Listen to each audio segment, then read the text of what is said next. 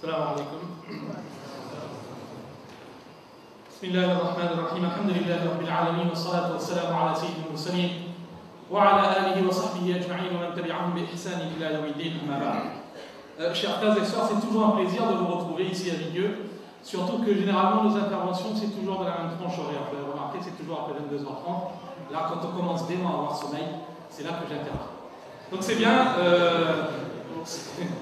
C'est bien, donc on va essayer de rester un petit peu éveillé, ça va être compliqué, mais on va essayer pour essayer de faire un petit rappel concernant la famille. Alors vous savez que concernant plus particulièrement juste durant ces 2 derniers jours et demain aussi, je crois que les interventions vont se poursuivre, tout ce rassemblement est axé autour de la famille. La famille qui est une source d'équilibre, une source d'épanouissement pour l'être humain. Chaque être humain a besoin d'une famille. C'est une constante. Quand on est enfant, bien évidemment, on le voit, c'est visible. Quand on est âgé, on le voit également, l'importance de la famille. Mais même durant les phases intermédiaires, où parfois on a tendance à croire qu'on est indépendant, on a besoin de personne, eh bien c'est lorsqu'il y a un coup dur qu'on se rend compte que finalement, les seuls sur qui on peut réellement compter, ce sont les membres de la famille. Et cette famille, elle est structurée autour de 2 rapports fondamentaux. On a les rapports entre le mari et la femme, et puis on a le deuxième rapport fondamental de la famille, c'est le rapport entre parents et enfants. Alors, en ce qui me concerne, je vais essayer de rapidement énoncer quelques conseils concernant l'éducation que nous devons aux enfants. Vous savez, autant que moi, que le prophète il nous a rappelé de façon très explicite, aussi bien le père que la mère, que nous avons une responsabilité dans la famille. La responsabilité de la famille. Le prophète, quand il pose cette responsabilité, ça sous-entend que, et il le dit également, que nous aurons à répondre de cette responsabilité. Donc forcément, ces enfants qui nous ont été donnés, qui nous ont été confiés, ce sont des amal. Un enfant, c'est un véritable dépôt de la part d'Allah subhanahu wa ta'ala. Et viendra un jour où on aura à répondre de ce dépôt qui nous a été confié, de la façon dont on a éduqué cet enfant. Parce que la responsabilité principale que nous avons envers l'enfant, c'est ce qu'on appelle en arabe at-tarbiya. At-tarbiya, c'est un mot qui a un sens très large. Si on voudrait expliquer, on pourrait dire que at-tarbiya, c'est de donner à l'enfant des outils pour qu'il puisse trouver le succès dans ce monde et dans l'autre monde. Voilà, si on veut synthétiser, c'est ça. Donner les enfants tous les outils dont il a besoin pour trouver la voie du succès dans ce monde et dans l'autre. Alors ça veut dire beaucoup de choses. Vous savez pourquoi? Parce que chaque être humain, il est constitué de 3 éléments fondamentaux. Nous avons, Allah subhanahu wa ta'ala, nous a octroyé une raison. Et cette raison, pour l'éclairer, il a envoyé une révélation. Donc c'est un couple. La raison et la révélation ne sont pas opposés, mais avancent de façon ensemble. Donc ça, c'est le premier élément que nous avons. Deuxième élément, Allah subhanahu wa ta'ala nous a donné, eh bien, il nous a donné une âme spirituelle qui nous relie à Allah subhanahu wa ta'ala. Et en fait, troisième élément, qui est le propre de l'être humain, c'est qu'il nous a donné une interface, c'est-à-dire que Allah subhanahu wa ta'ala nous a donné des consignes dans la façon de nous comporter envers ceux qui nous entourent. L'interface de communication. Donc ça forme l'être humain. L'être humain, il est formé de ces 3 éléments. Et lorsqu'on dit qu'il faut donner une tarbiya aux enfants, eh bien cela signifie que l'on doit justement donner à cet enfant tout ce dont il a besoin à ces 3 niveaux. Vous regardez Ibrahim alayhi salatu wassalam, vous avez son invocation dans le Coran, l'aspect matériel, tout ce qui est le besoin matériel. Vous trouverez que dans le dua, l'invocation d'Ibrahim alayhi salatu wassalam qui est citée dans le Coran, Ibrahim alayhi salatu wassalam demande à Allah d'accorder à ses enfants la subsistance, donc des biens matériels. Concernant le spirituel, vous avez le verset du Coran que vous connaissez, Allah subhanahu wa ta'ala dit Ya ayyuhalladhina amanu qu anfusakum wa ahlikum nar. Allah nous ordonne de nous protéger nous-mêmes, mais également notre famille, d'un feu qu'il décrit, le feu de l'enfer. Donc, l'accompagnement spirituel. Et puis, il y a à côté de ça, bien évidemment, toute la dimension éthique et morale qu'on doit transmettre également à ses enfants. Dans un hadith dont l'authenticité est critiquée, on attribue ces propos au prophète qui aurait dit qu'un père ne peut donner de meilleurs cadeaux à son enfant que de bonne qualité, un bon comportement, lui enseigner un bon comportement. Donc vous voyez que quand on regarde l'ensemble de l'enseignement révélé, on retrouve des orientations sur chacun de ces aspects. Alors, très rapidement, ce que je voudrais faire avec vous, durant les instants qui nous restent, c'est de passer en revue. Alors je suis désolé, je viens d'apprendre que c'est le thème qui vient d'être traité avant Salat Maghrib. C'était les conseils de Luqman à son fils. Il y a eu un bug, vous savez, c'est comme l'informatique, il y a toujours des bugs.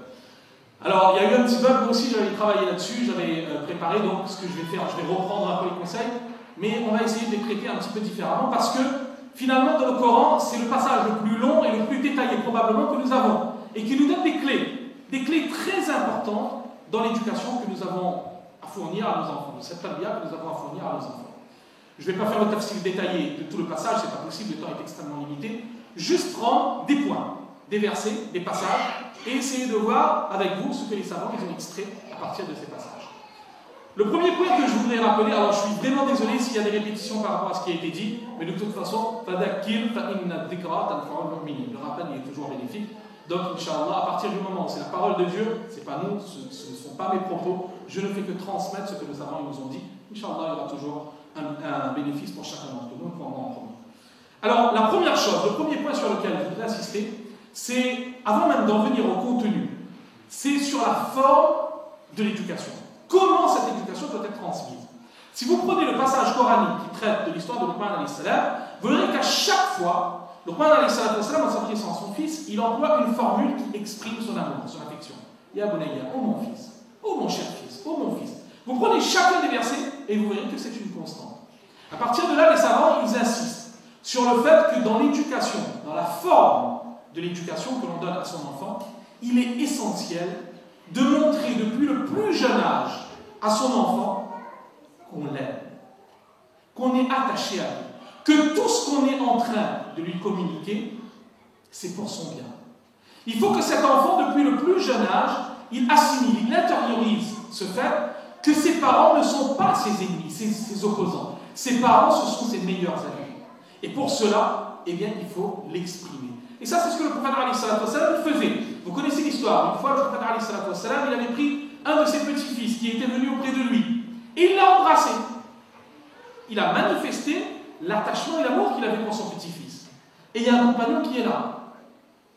Un compagnon qui croit que voilà, l'expression de la virilité, c'est pas de faire ça. Et le compagnon, il dit au prophète alayhi salatu wassalam que moi j'ai 10 fils, je ne les ai jamais embrassés. Jamais. Et vous savez que le prophète alayhi salatu wassalam, il était rahmatan lil alamin, il était miséricorde, personnifié. Et pourtant, à ce moment-là, il va tenir des propos terribles. On a deux versions du hadith. Dans une version du hadith, le prophète alayhi salatu wassalam, il va faire, lorsqu'il entend cette réflexion, il va dire à ce compagnon, Innahu man la yarham, la yurham. Celui qui n'a pas de miséricorde envers les hommes, eh bien, il ne bénéficiera pas non plus de la miséricorde. Une version. Et dans une autre version, encore plus dure,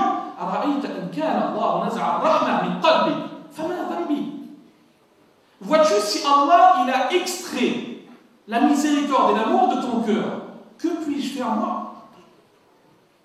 Vous voyez comment le prophète alayhi salatu wassalam il s'adresse à lui. Ça nous montre combien le prophète alayhi salatu wassalam il accordait de l'importance au fait de manifester de l'amour pour ses enfants, de montrer à ses enfants qu'on tient à eux. Et ça permettra le jour où il faut poser des limites, parce qu'il y aura toujours des limites. On ne pourra pas laisser ses enfants faire n'importe quoi. Lorsqu'on va poser ces limites, eh bien les enfants ils vont comprendre que ces limites, ce ne sont pas des points que l'on pose juste pour les ennuyer. Non, ce sont des points que l'on transmet pour les aider. Alors c'est vrai, parfois quand on dit ça, eh bien, en tant que parent, on a tendance à répliquer que non, mais mon enfant, de toute façon, moi je l'aime. Mais l'amour, c'est dans le cœur. Ouais. Allez dire ça à votre épouse. Et vous me donnerez des nouvelles. Ça ne marche pas ainsi. C'est que l'amour, il est dans le cœur, oui.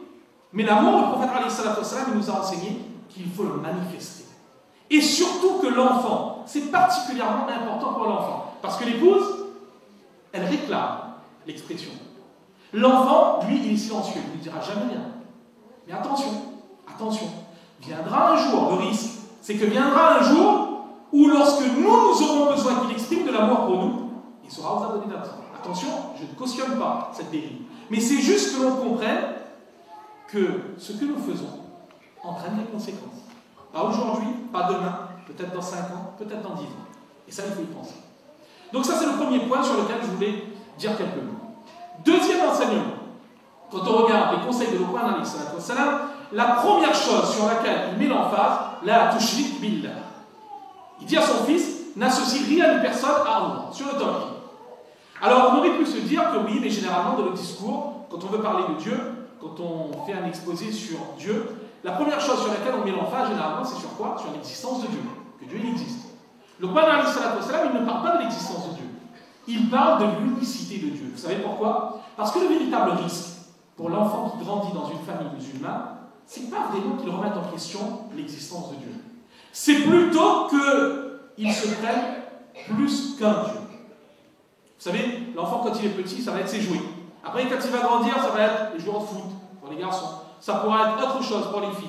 Il va commencer à intérioriser un amour profond pour des idoles qui ne sont pas des idoles de bois et de pierre, mais qui sont des idoles de sang et de chair.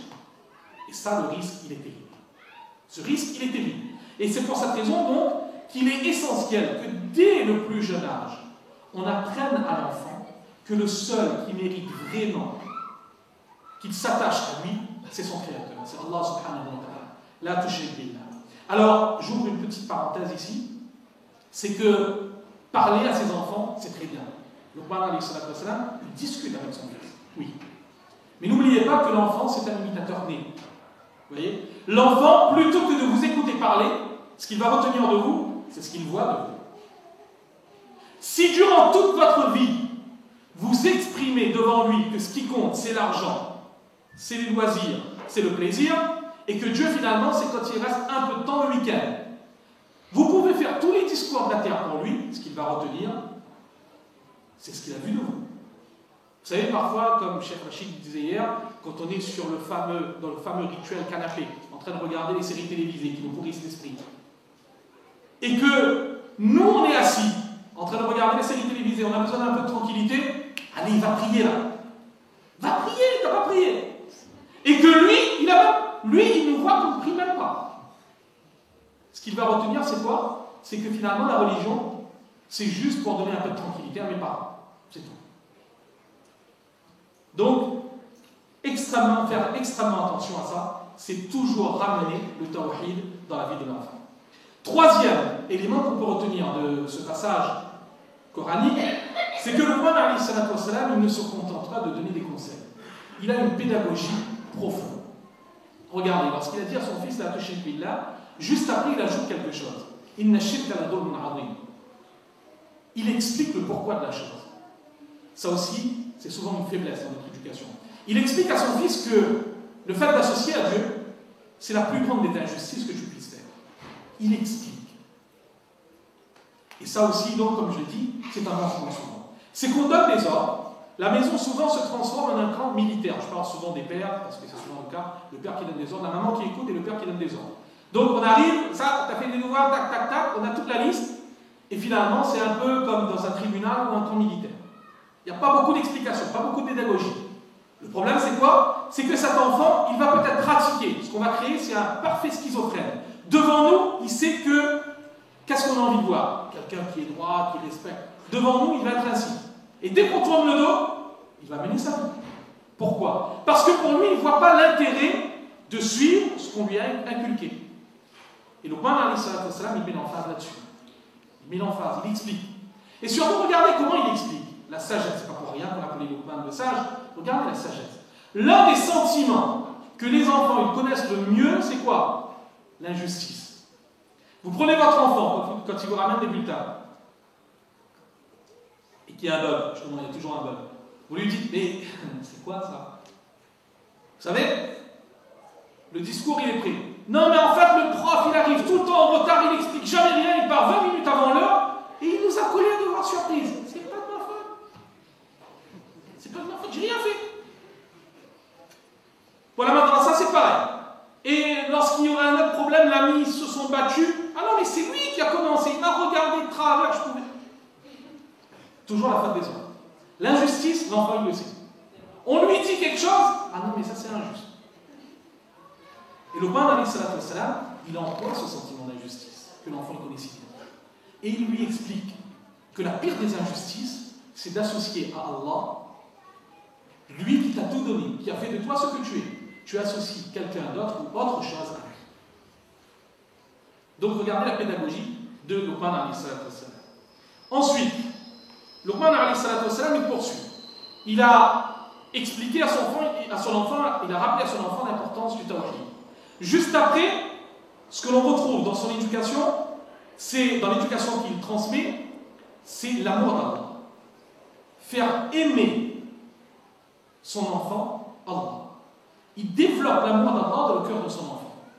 Et pour développer l'amour d'Allah, c'est comment? Comment on développe l'amour d'Allah dans le cœur de l'enfant? Tout simplement en aidant son enfant à mieux connaître Allah. On ne peut aimer celui qu'on ne connaît pas. On n'aime pas celui qu'on ne connaît pas. On apprécie celui dont on connaît les qualités. Et c'est pour ça que l'enfant, il est essentiel de lui faire connaître les qualités d'Allah subhanahu wa ta'ala.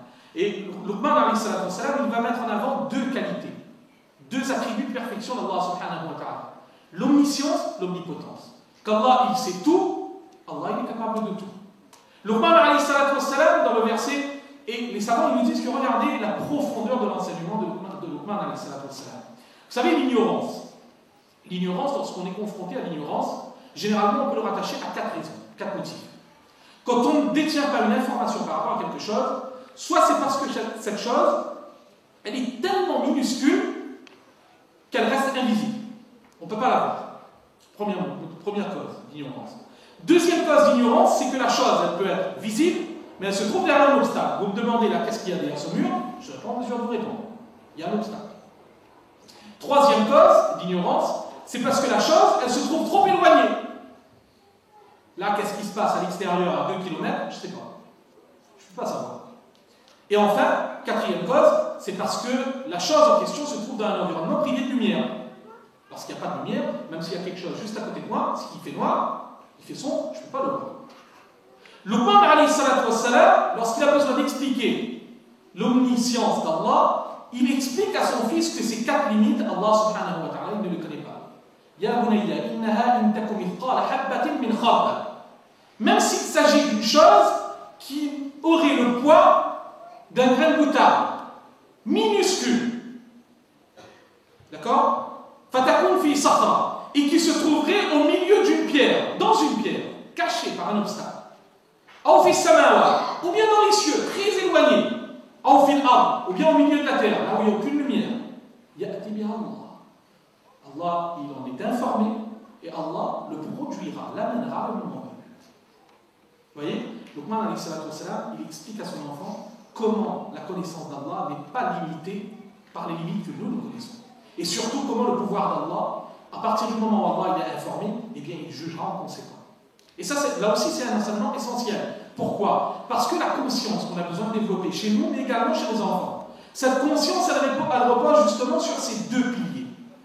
Être conscient qu'Allah, il sait tout ce que nous faisons. Le prophète alayhi salatu wassalam, quand il avait décrit al-ihsan, qu'est-ce qu'il avait dit? Un des stades de al-ihsan, an ta'bud Allah ka'annaka tara, fa in lam takun tara, fa innahu yara. Tu dois être conscient que lui te voit. Alors, comme alayhi salatu wassalam, la conscience qu'Allah, il est informé de tout ce que nous faisons.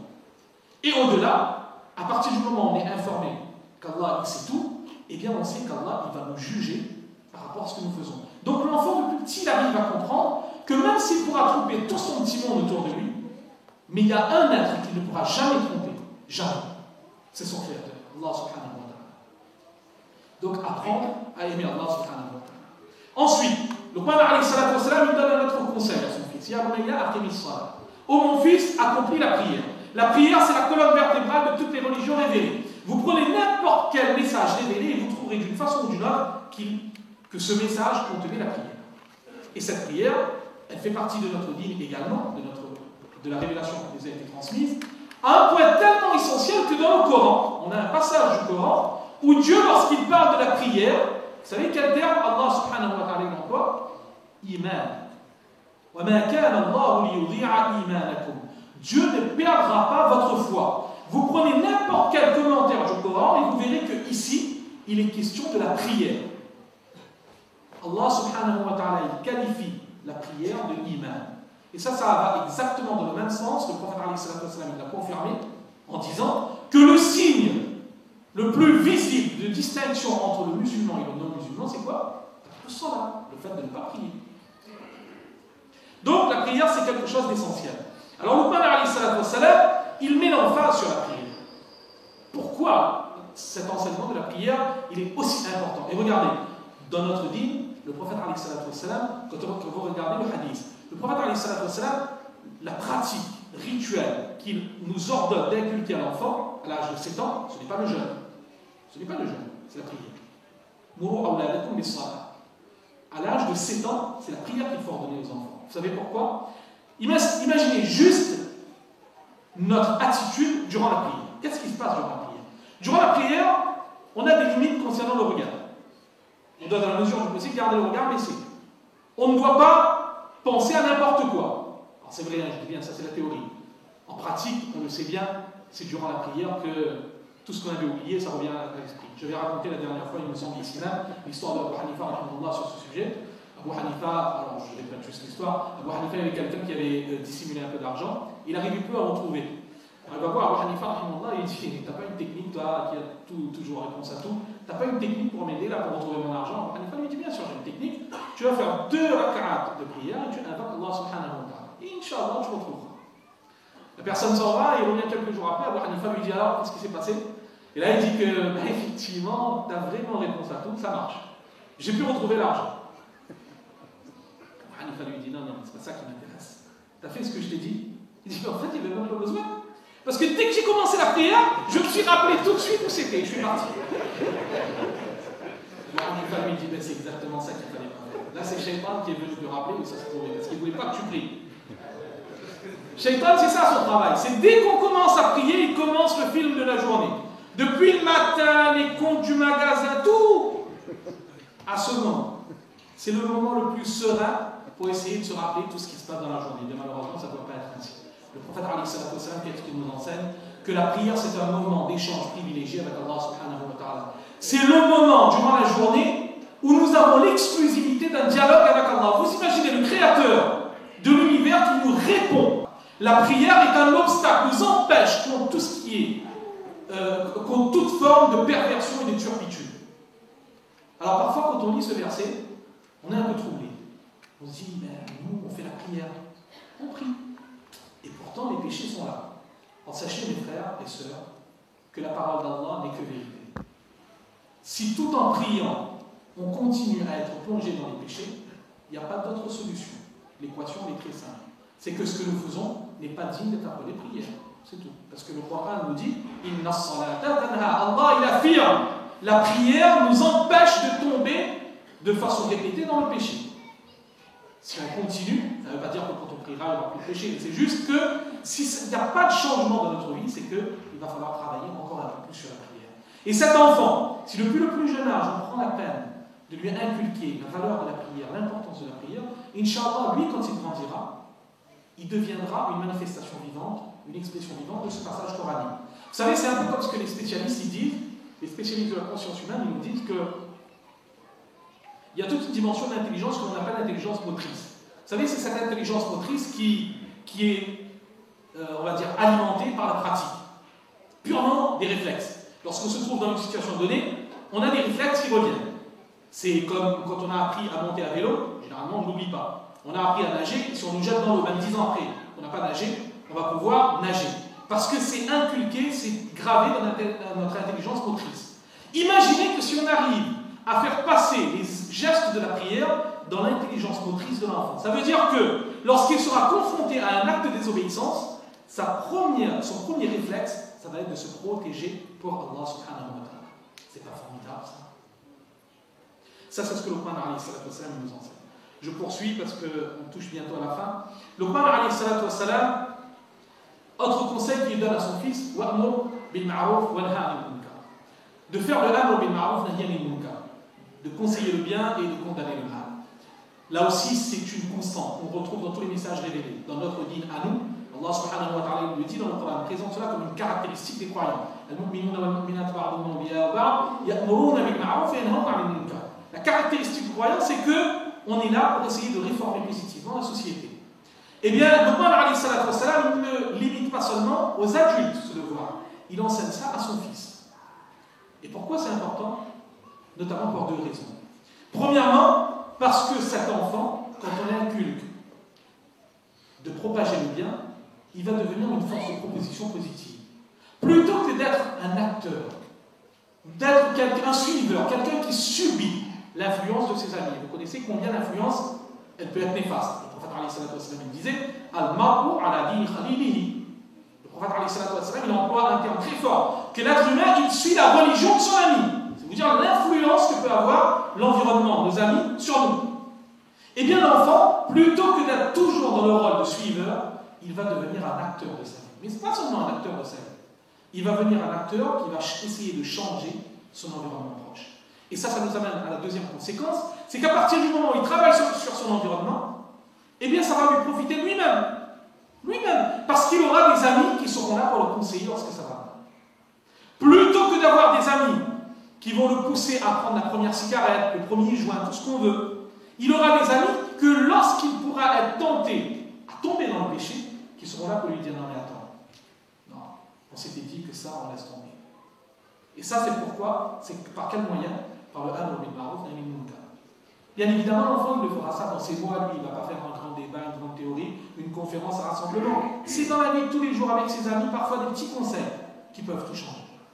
Mais que ça ne vienne pas toujours d'en haut, des parents, que ça vienne aussi des enfants. Et c'est ça que Luqman alayhi salam, il enseigne à son fils.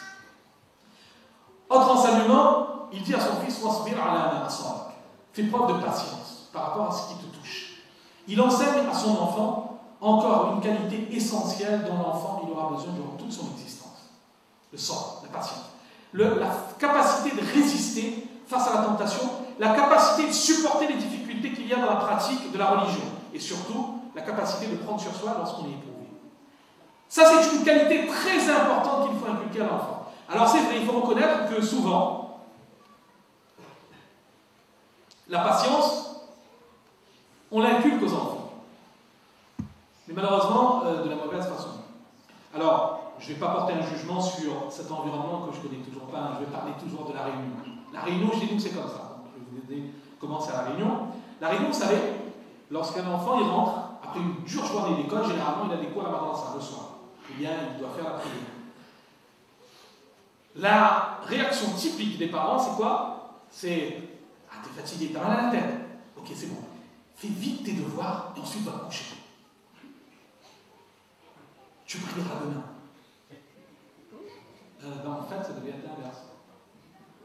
C'est juste que la salat, ça passe avant les devoirs. Donc, on inculque à notre enfant, fais preuve de patience, mais juste pour tes devoirs. Et pour la prière, pour la madrasa, ça on verra après. Autre exemple, encore une fois, je parle de la Réunion.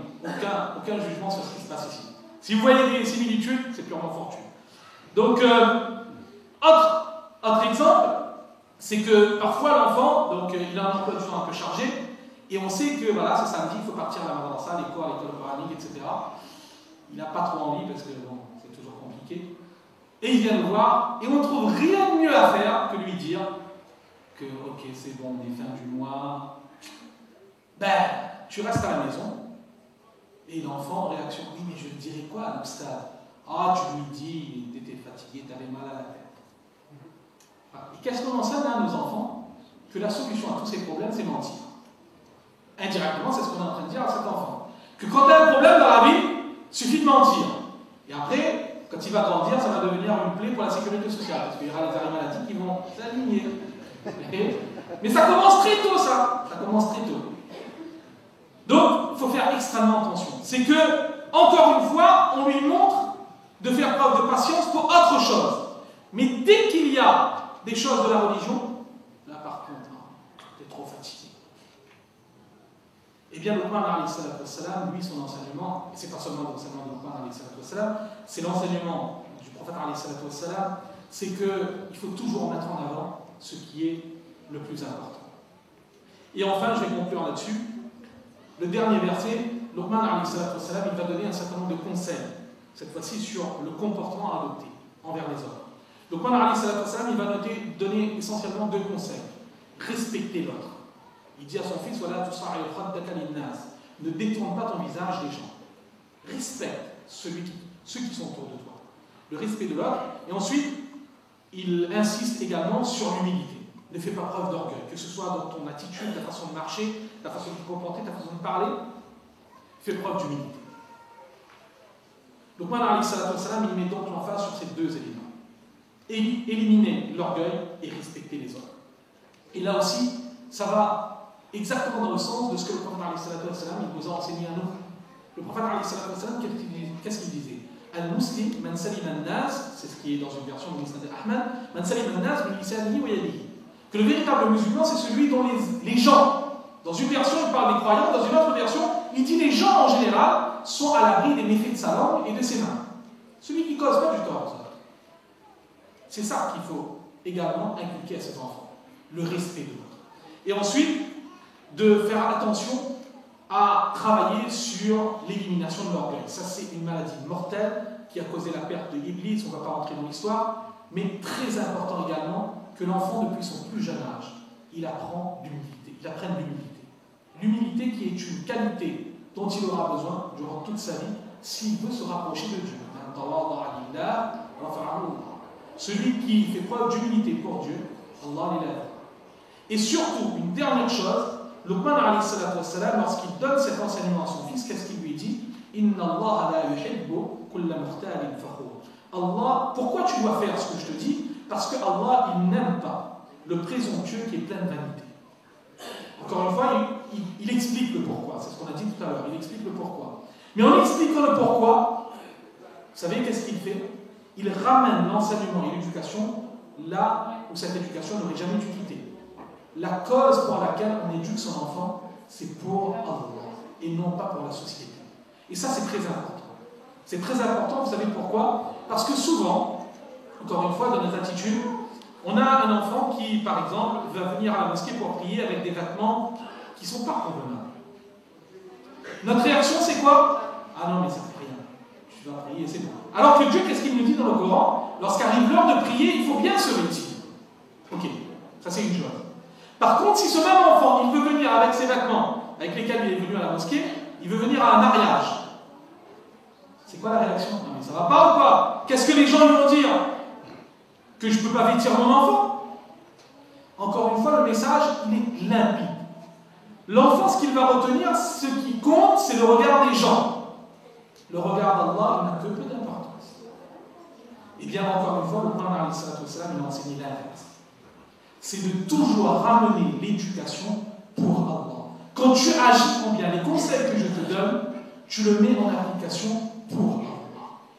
Et de toute façon, quand tu seras bien avec Allah, ça se reflètera dans ta relation avec les gens. Celui qui est bien dans sa relation avec Dieu, c'est forcément un élément positif de la société. Mais on n'agit pas pour le regard des gens, on agit pour le regard d'Allah.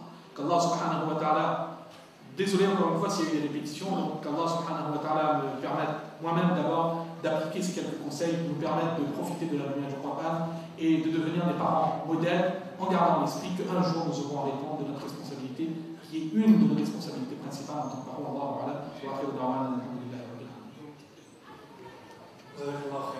wa